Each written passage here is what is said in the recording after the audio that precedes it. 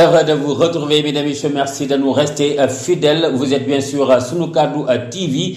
Bienvenue à votre magazine Info Maritime. La rentrée portuaire 2026 s'est tenue ce mardi 10 février au Grand Théâtre Doudou Ndiaye Coumba Rose de Dakar. L'objectif est de lancer officiellement le déploiement du plan de repositionnement stratégique du port autonome de Dakar 2025-2029. Formaliser des contrats d'objectifs avec des directeurs sectoriels et renforcer le dialogue avec la communauté portuaire, des partenaires institutionnels et le secteur privé. Tout ceci pour transformer le port autonome de Dakar en hub logistique de l'Afrique de l'Ouest.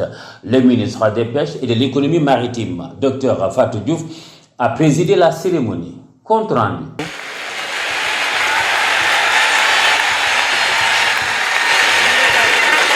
Sous les auspices du ministère des Pêches et de l'économie maritime, Dr Fatou Diouf, la rentrée portuaire de l'année 2026 s'est tenue ce mardi 10 février au Grand Théâtre Doudou Ndiaye Coumba Rose de Dakar. Une activité réunissant autorités portuaires, opérateurs économiques, partenaires techniques et acteurs de la filière pêche. Cette cérémonie marque le lancement officiel d'une nouvelle phase de rénovation des infrastructures, de renforcement de la sécurité et de diversification des activités autour de l'économie bleue. Dr Fatou Diouf, dans son allocution, a rappelé les priorités du gouvernement axée sur la modernisation des infrastructures portuaires, l'amélioration des capacités de gestion de la ressource et la promotion d'un commerce maritime plus compétitif et durable. Toutefois, les enjeux à venir imposent d'aller plus vite, plus loin et plus fort pour désengorger le port autonome de Dakar, a-t-elle déclaré devant un auditoire composé directeurs généraux, chefs de service et représentants des compagnies maritimes.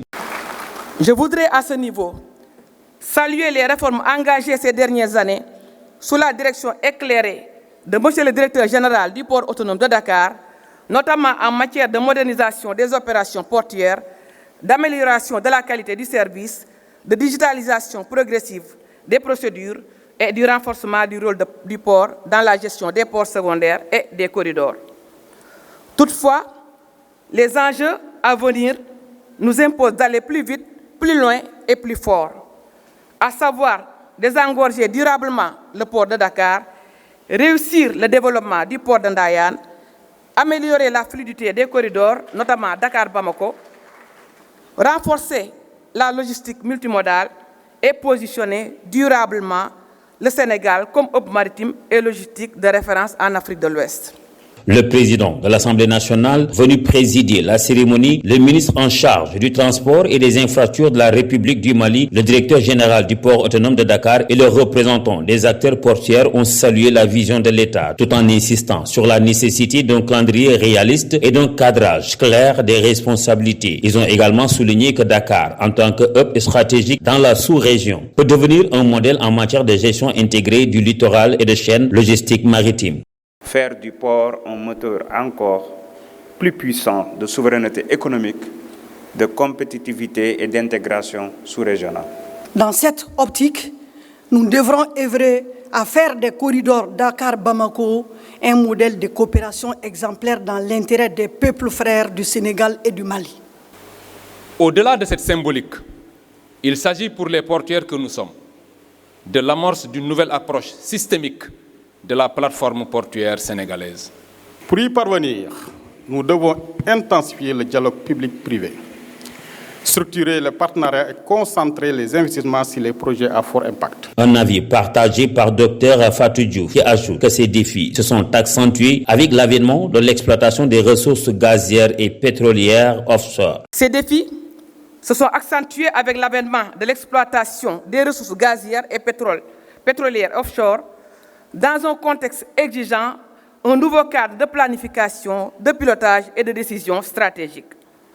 Des visites guidées ont précédé la cérémonie officielle. Des visites dans différents stands des acteurs portuaires qui ont permis aux participants de constater les progrès réalisés et d'échanger sur les prochains jalons. Les organisateurs ont aussi insisté sur la nécessité d'un suivi transparent et d'un reporting régulier afin d'évaluer l'impact des investissements sur l'emploi, la compétitivité des produits de la mer et la durabilité environnementale. Ont aussi pris part à cette cérémonie de rentrée portuaire le ministre de la Culture, le ministre de la Jeunesse et des Sports, les ministre des Infrastructures et les représentants du corps diplomatique. Une rentrée portuaire 2026, une année placée sous le signe de la modernisation, de la durabilité.